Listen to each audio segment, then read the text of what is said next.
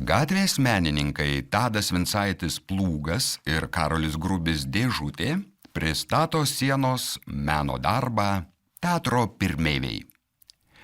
Jums prieš akis juodai balti į seno laikraščio iškarpas panašūs portretai. Tai istorinės asmenybės tarpukario inteligentai, prieš 100 metų savo gyvenimą pašventę profesionalaus teatro kūrimui ir nusipelnę vadintis teatro pirmeiviais.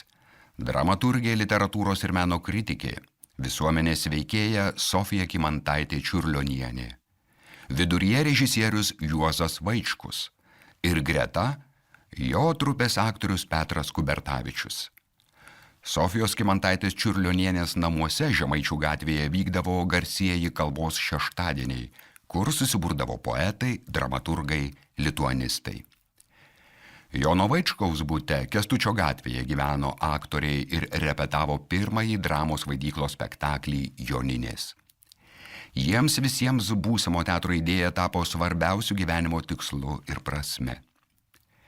Ši senas fotografijas primenanti pilka kompozicija ilgainiui sužaliuos. Čia pasodinti vijokliniai augalai užaugs, meno kūrinys atgims ir keisis, žymėdamas laiko tėkmę. Kaip per 100-metį keitėsi teatro veidas ir veidai teatre. Kaip mūsų atmintis, tai apsivalanti ir apsinuoginanti, tai vėl užželianti. Eikite tolyn, Kęstučio gatvės pusėn.